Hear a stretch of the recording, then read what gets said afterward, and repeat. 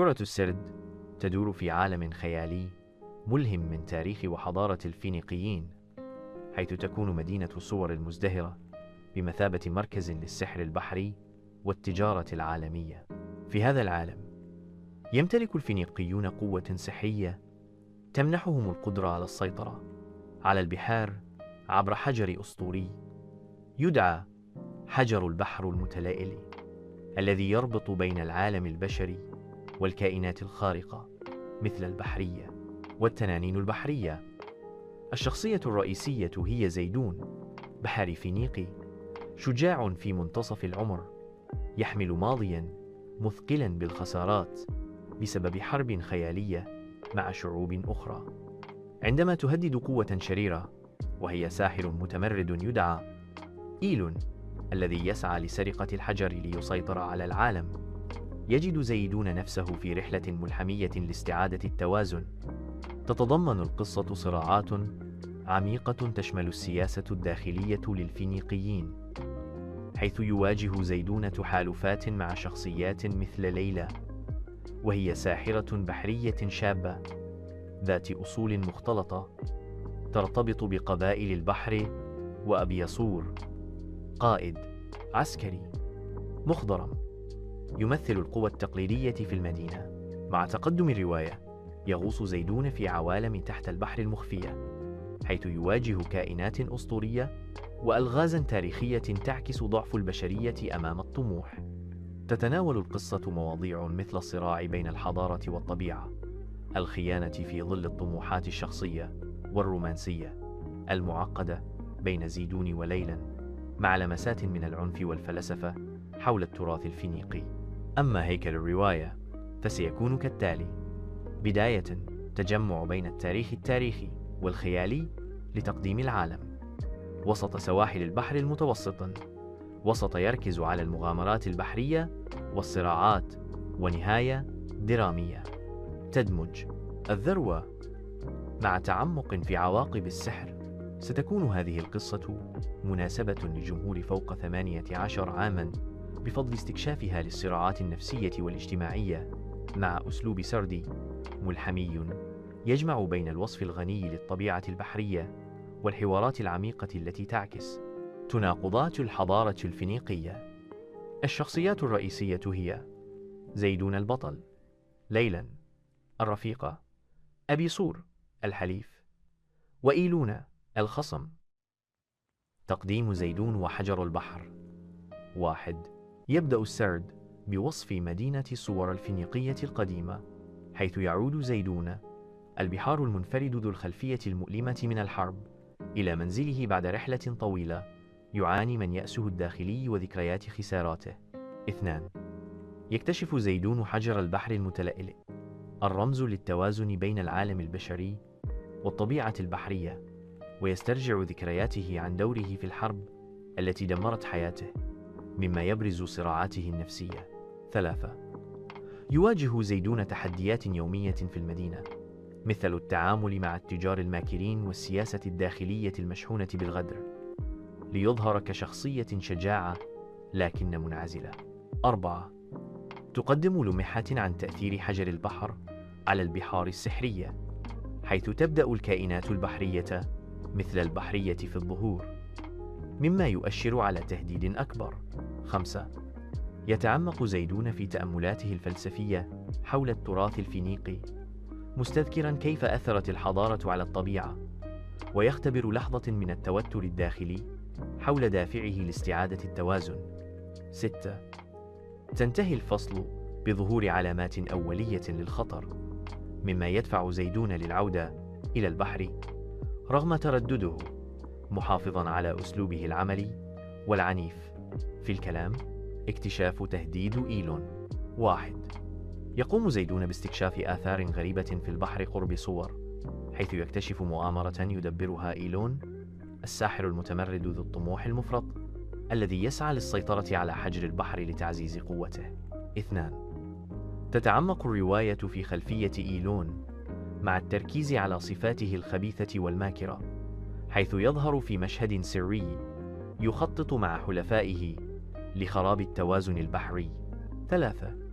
يواجه زيدون مواجهة أولية مع عملاء إيلون، مما يؤدي إلى معركة بحرية عنيفة تعكس العنف والعواقب للجمهور الكبار وتكشف عن ضعفه النفسي.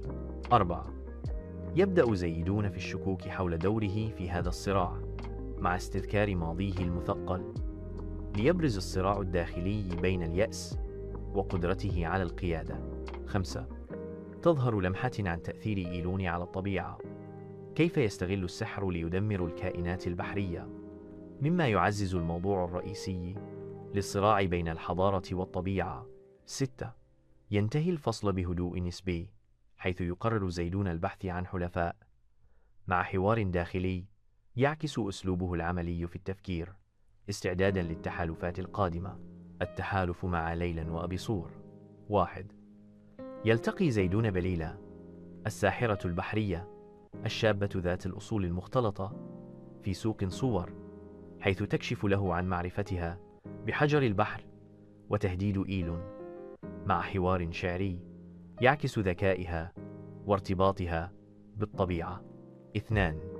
تنمو علاقة رومانسية معقدة بين زيدون وليلى، حيث يتبادلان قصصا عن ماضيهما، مما يبرز دافعها لحماية الطبيعة وضعفه مع الآخرين، مع لمسات درامية تتناسب مع الجمهور الكبار.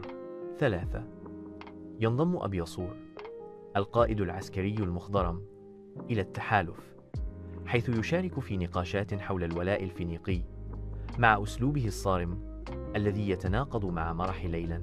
4. يتطور قوس زيدون نحو القيادة من خلال مناقشات حول استراتيجيات مكافحة إيلون، مما يكشف عن صراعه الداخلي مع الخيانة الشخصية. 5. تشمل الفصل مواجهة طفيفة مع عملاء إيلون تعزز التوتر وتظهر تعاون الشخصيات، مع وصف غني للبحار السحرية كرمز للتوازن. 6. ينتهي الفصل بتخطيط رحلة بحرية مشتركة، حيث يبدأ تحول ليلى نحو الثقة بالآخرين، مع حوار يعكس صفات الشخصيات ويمهد للمغامرات القادمة.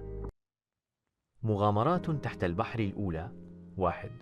ينطلق زيدون وليلى وأبيصور في رحلة بحرية تحت الماء باتجاه كهوف حجر البحر، حيث يواجهون كائنات بحرية مثل التنانين، مع وصف ملحمي غني للألوان الزرقاء والأسطورية.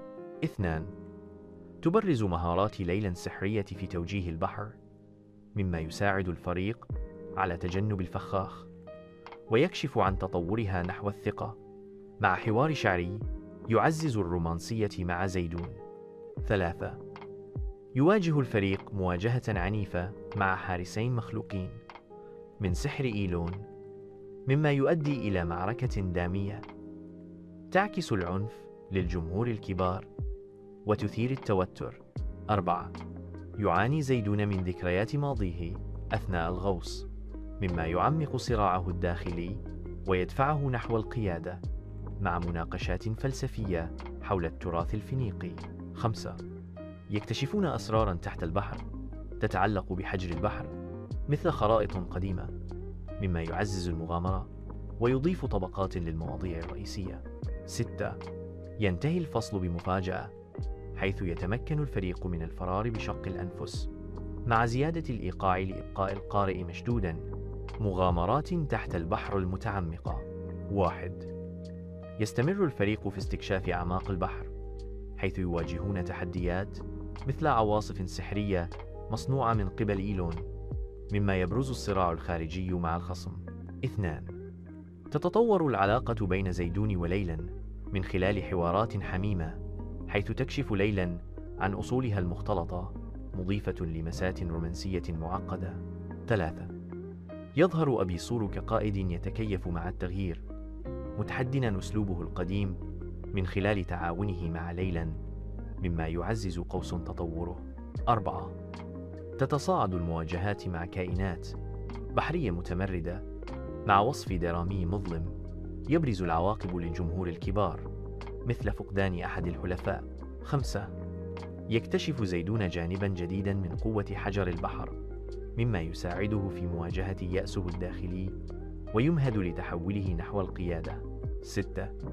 ينتهي الفصل بكشف مفاجئ عن خطة إيلون، مما يزيد التوتر ويؤدي إلى قرار بالاستمرار رغم الخطر. مواجهات الخيانة الأولى. 1.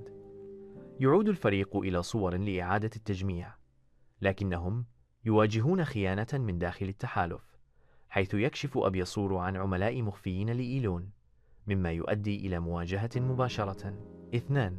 ينخرط زيدون في حوارات حادة مع أبيصور، مكشفا عن التوترات الشخصية والولاء، مع أسلوبه العملي الذي يتناقض مع الخداع. 3. تثبت ليلا ذكاءها من خلال كشف المكائد، مما يعزز قوس تطورها نحو الثقة، مع حوار شعري يعكس ارتباطها بالطبيعة. 4. تشمل الفصل معارك دامية في الشوارع، تعكس العنف والعواقب لجمهور 18 يا واحد، وتؤثر على نفسية زيدون. 5. يتطور الصراع الداخلي لزيدون مع ماضيه، حيث يشكك في قدرته على القيادة، مع لمسات فلسفية حول الخيانة. 6.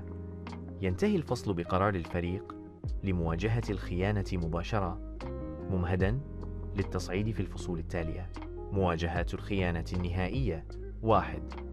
يتوغل الفريق في معقل إيلون، حيث تتصاعد المواجهات مع قواته، مع وصف غني للبحار كدوافع للصراع بين الحضارة والطبيعة. 2.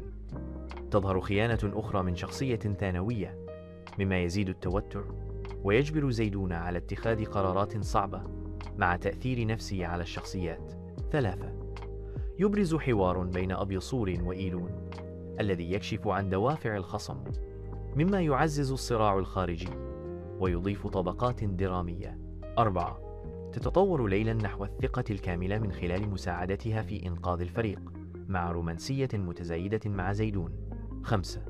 يواجه زيدون ذروة صراعه الداخلي، مما يدفعه نحو القيادة الحقيقية، مع عناصر رمزية لحجر البحر. 6. ينتهي الفصل بتراجع مؤقت، حيث يستعد الفريق للذروة، مع زيادة الإيقاع للحفاظ على الإثارة.